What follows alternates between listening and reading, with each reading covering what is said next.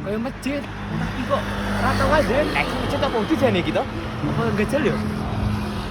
Apa ya? Gajal mlebu kok. Tapi namanya apa rek? Namanya ora satpame. Bagian temi itu diparani. Coba deloken kae. Kayak wong loro ket mau tengah bingung ngopo ya? Oh, jangan. Kayak wayahe security tampil. Yo, ayo parani. Yo.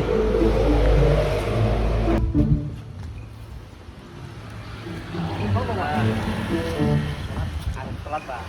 Loh, kok sholat? Loh, itu masjid apa, Pak? Masjid kok ndi to, Pak? Loh, saya tahu. Dan niku enten kubah niku, Pak.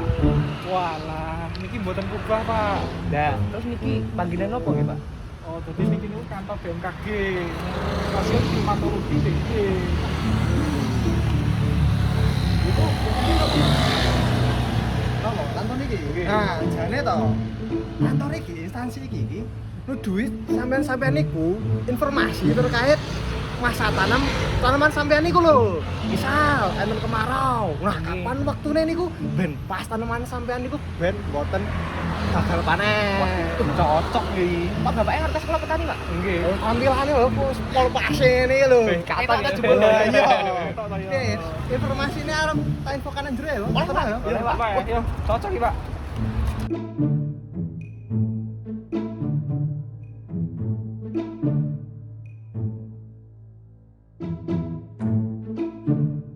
Ada yang bisa dibantu?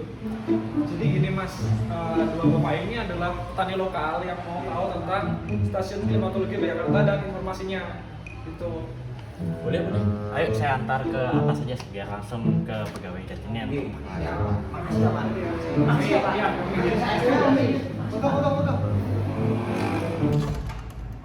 Misi Mas, misi Mbak. Ini ada bapak-bapak petani lokal datang ke Staklim kita mau tahu soal informasi mengenai awal musim. Jadi saya arahkan ke Mas dan Mbak untuk menerangkan ke bapak-bapak petani. Jadi gimana?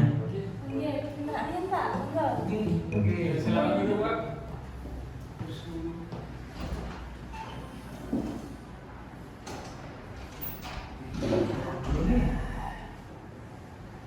Pak, kami dari Stasiun Klimatologi Yogyakarta telah menerbitkan informasi mengenai prediksi awal musim kemarau. Nah, untuk daerah Yogyakarta sendiri terbagi menjadi dua penentu awal terjadinya musim kemarau. Untuk beberapa daerah seperti Kulon Progo bagian tengah dan selatan, Sleman bagian selatan, Kota Yogyakarta, Bantul, Gunung Kidul bagian barat daya dan utara mengalami musim kemarau pada bulan Mei dasarnya yang pertama. Dan untuk beberapa daerah yang meliputi Kulon Progo bagian utara, Sleman bagian utara, Gunung Kidul bagian tengah dan selatan akan mengalami musim kemarau pada bulan Mei dasarian yang ketiga. Pak, tadi ada dasarian 1, dasarian 3 itu dasarian itu apa ya Pak kalau boleh tahu Pak? Nah, jadi dasarian itu merupakan satuan rentang waktu 10 harian, yang mana dalam sebulan itu terbagi menjadi 3 dasarian.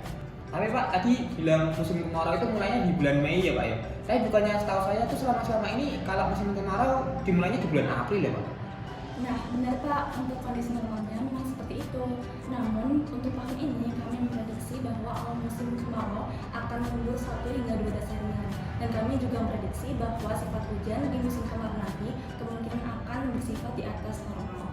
Untuk itu, bapak-bapak dan juga para petani yang lainnya mungkin bisa lebih waspada terhadap tanaman hortikultura yang sensitif terhadap curah hujan yang tinggi. Oh jadi gitu ya Pak?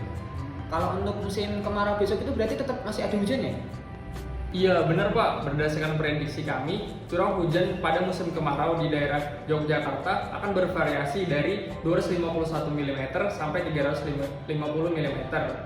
Yang berarti pada musim kemarau nanti intensitas curah hujan akan termasuk tinggi dibandingkan dengan kondisi normalnya.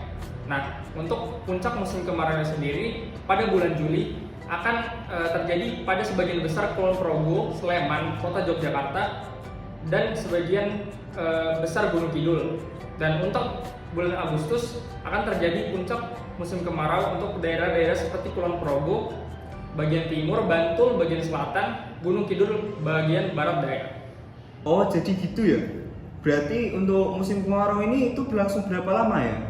Terus untuk akhir musim kemaraunya itu kapan? Nah, berdasarkan prediksi kami untuk lama musim kemarau di tahun ini itu akan berlangsung selama 10 sampai 15 dasarian, Pak, atau kemungkinan sekitar 3 sampai 5 bulan. Kemudian untuk akhir musim kemarau di tahun ini kemungkinan akan berakhir pada bulan September, dan untuk daerah Yogyakarta akan bervariasi dari September dasarian 1 hingga September dasarian 3, begitu, Pak. Oh, ngono to, Mbak. Nah, nek musim kemarau iku kira-kira sing perlu diwaspadai apa ya? Ya, tentunya bapak-bapak bisa mewaspadai akan terjadinya peralihan musim pada bulan-bulan April sampai ke Mei, dan juga harus bersiap akan kemungkinan terburuk jika terjadi kekeringan di musim kemarau nanti. Nah, agar bapak-bapak selalu update informasi mengenai iklim, bapak-bapak bisa selalu mengupdate informasi melalui BMKG di info BMKG maupun @staklimjogja. Bisa di Instagram, Facebook maupun X. Lah matrosa lho Mas, Mbak wis diparingi informasi mengenai perakiraan awal musim kemarau 2024. Jadi awak dhewe jadi paham ya. Dan iso ngerti apa sing kudu diwaspadai untuk musim kemarau ke depan. Jadi, sedulur-sedulurku, sejagat sepenanggan sepertanian Yogyakarta, pantengin terus sosial media Stasiun Klimatologi Daerah Istimewa Yogyakarta. Intinya sangat bermanfaat dan trusted pastinya.